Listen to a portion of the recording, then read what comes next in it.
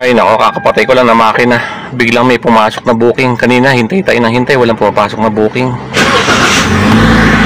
Dire, time check tayo, 8:23 ng umaga. So papa full tank tayo na paglabas natin dito sa bahay. Anong balita mga dre?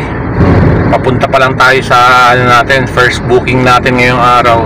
Magandang umaga.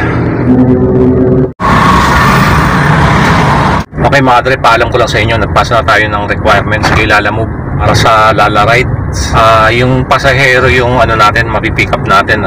Sana maganda yung magiging biyahe natin doon. Hindi ko lang alam kung kailan magsisimula yun, no? Pero tayo, nakumpleto na natin yung pagpasa ng requirements, no? Kasi mga papeles natin naka-ready na lahat, all goods. Nakatayo sa kalsada. Ayun, sige nga. Okay mga dre, papuntang airport nga pala to. Ito yung first booking natin.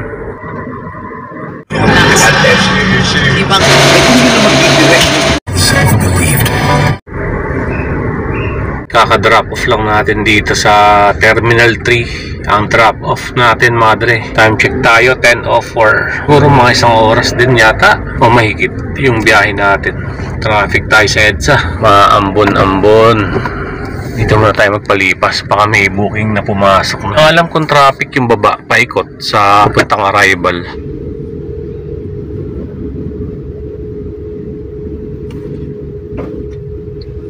Hindi wala, ma'am.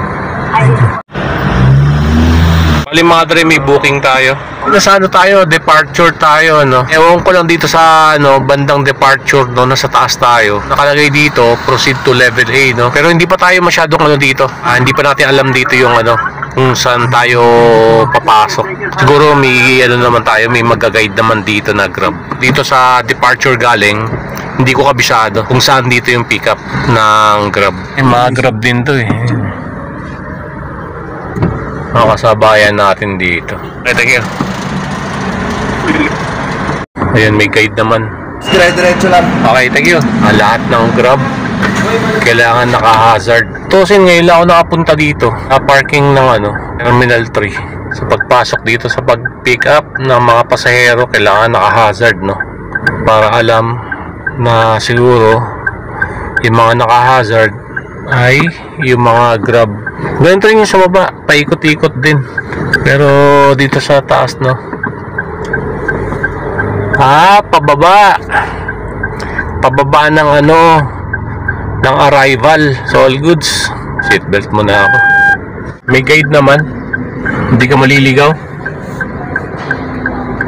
Kasi pag walang mga ganon, malamang sa malamang, pulutin ka sa kangkungan. Ayun mga joyride, dami, taxi, joyride taxi, dami, nakailera. Grab car pickup point. Sa Grab, pakaliwa.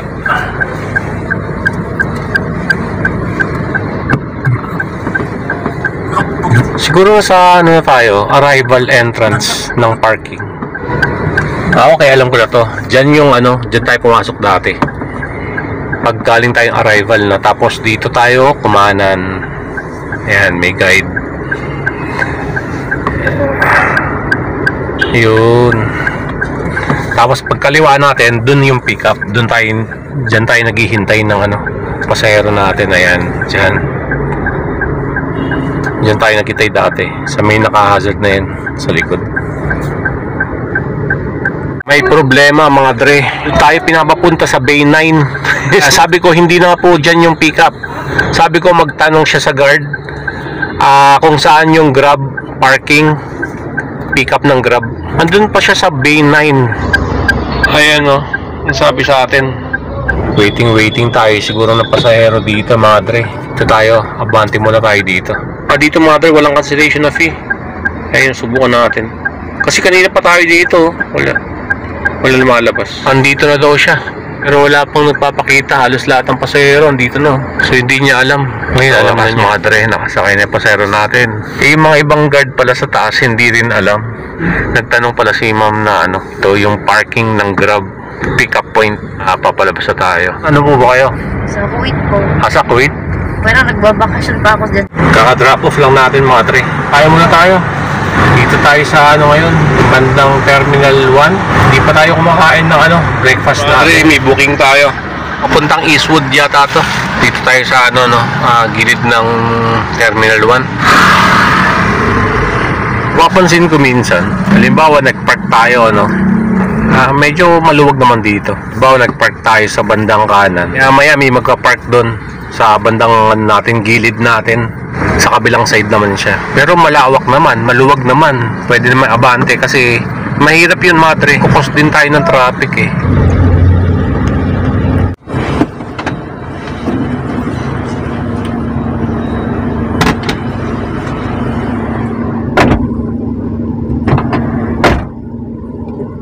Inalis natin yung toll kasi inad ni Grab yung toll, kasi nagbayad sa atin yung pasahero ng GCash. Gcash na ni pasahero yung yung toll natin na 35 pesos. Inalis ko na dito sa app yung 35. Kaka-arrive ko lang dito sa Eastwood. Dito yung drop off natin from Naiya, banda doon. Yun, sakto mga dre. Kaka-arrive lang natin. Papalabas pa lang sana tayo ito sa Eastwood. Hindi ko lang alam kung ito yung sasakay dito. Sana doon tayo maghihintay sa SM Marikina ng booking. Papalabas pa lang sana tayo dito. Biglang may pumasok ng booking, buti hindi tayo lumagpas. Pababa lang, dito ngayon tayo sa Pasig. May pupuntahan ulit tayong booking.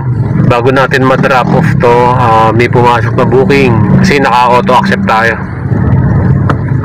Parang nagugustuhan ko na rin mag-pick up ng pasahero sa Terminal 3. Hindi tulad dati. Paggaling ka sa departure, nag-offline na tayo. Kaya, pag may pumasok na booking, iikot pa tayo, napakalayo, tapos sobrang traffic. Pero ngayon, hindi ka na pumasok, basta Grab mga dre. From departure, ako nga, iikot pa ako eh. Nag-iisipan ko yung booking na yun.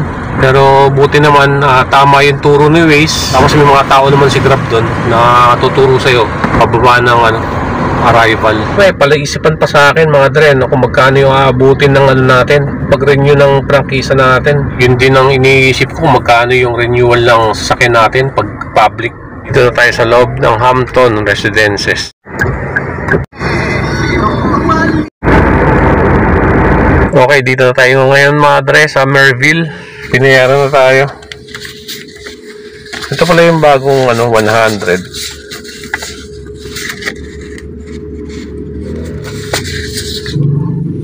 Bali 400 binigay sa atin kasi siya nagbayad ng ng toll. Tatanggalin ngayon natin yan. Parang yun nangyari kanina. 388 pag wala yung toll.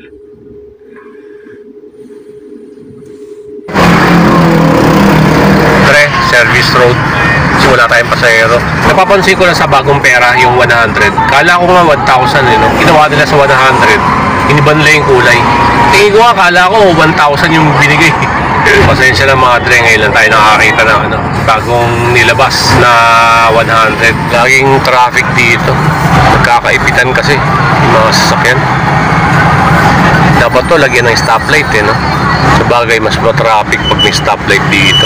Ito yung Sales Road. Malapit na pala ako mag-change oil. Mali nag-change oil tayo every 5 to 6 kilometer. Ayun langis nga pala ito ginagamit ko, Zik. So matagal ko nagamit yung langis na yun. Bili ko sa 4 liter, yung langis na to. Nasa 1,350. Tapos mag-ano na nga pala tayo. Papalit tayo ng coolant. O i-drain ko lahat ng coolant natin. Papalitan ko ng yung Toyota. So hindi tayo gagamit ng Preston. Pwede naman, hindi pwedeng paghaluin yung dalawang kulay. Pwede naman gamitin ko yung Preston coolant. Ito nga lang, mas maganda yung original ang ilalagay natin na coolant ng Toyota. Medyo mahal nga lang, siguro yung 2 liters nasa 400 plus to 500. So gagamit tayo ng 6 to 8 liters na coolant. Kasi after nung ginawa nila ako, pinaperma nila ako sa resibo, pumerma din ako. Opo. Pero pagdating ko ng condo, nung gabi, mga 7:30, parang natauhan. Sabi ko, bakit parang, alam mo yun, tumawag na ako ng bangko, tinawagan ko na yung consultant, pag ganito, ganyan.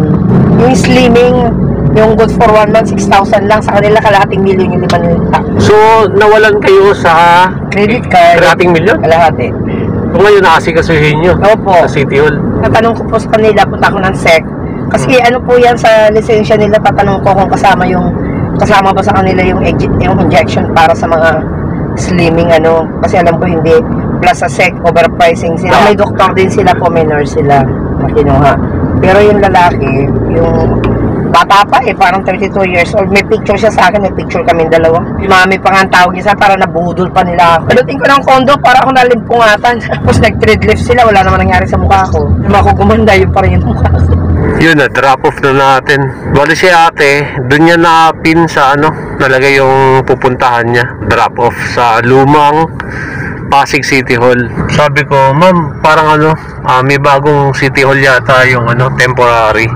Yung Pasig. Dito sa Amang Rodriguez ko siya pinaba. Hindi daw niya alam kasi to.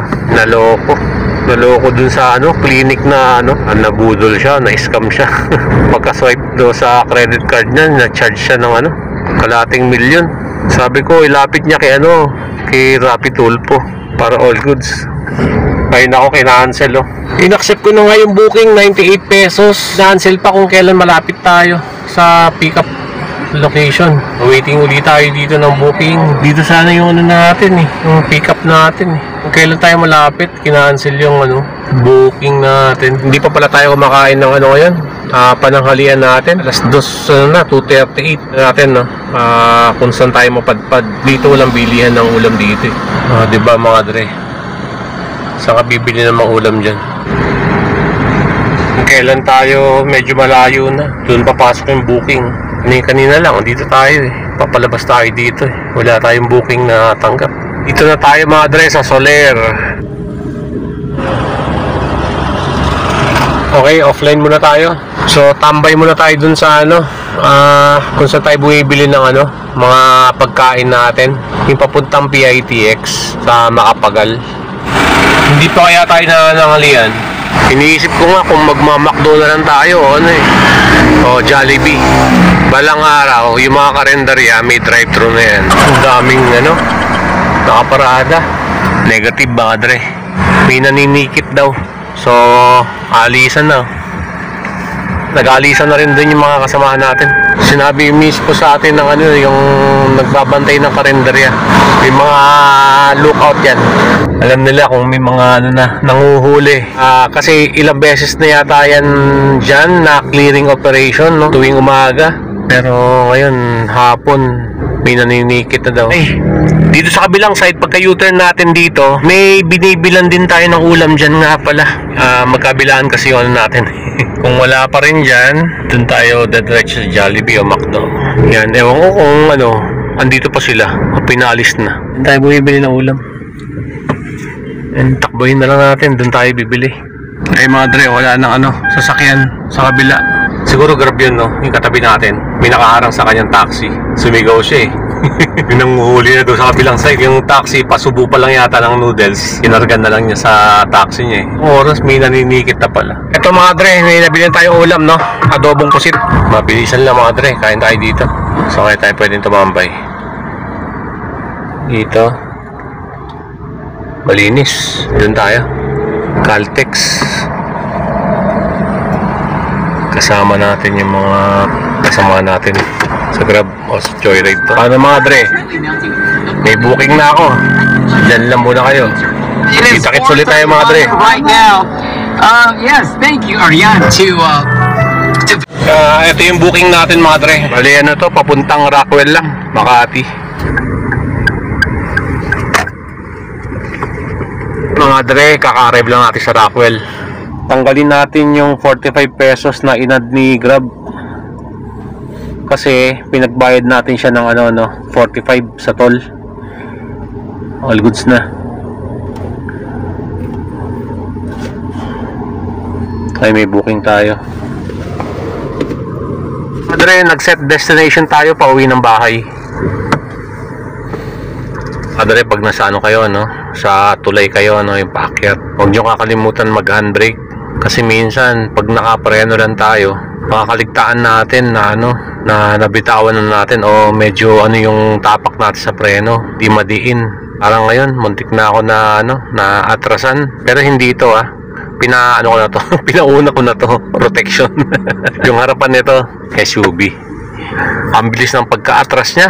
Kung hindi natin binusinahan na ilang beses, hindi siya makapahinto. Siguro nagulat siya. Mga dre, kaka-arrive lang natin dito sa pick-up location.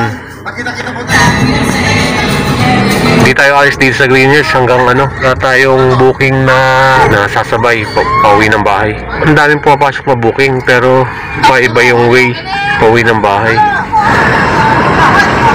Check natin mga dre kung magkano yung kita natin ngayong araw. Naka 3-1 na tayo, 9 bookings. Andito pa tayo sa Green Hills, sana may pumasok na booking, pandagdag kita natin. Time check tayo, 6:20. Yun, may booking tayo. May booking, kaso nga lang hindi dito sa loob ng Green Hills. So lalabas pa tayo dito sa bandang Annapolis.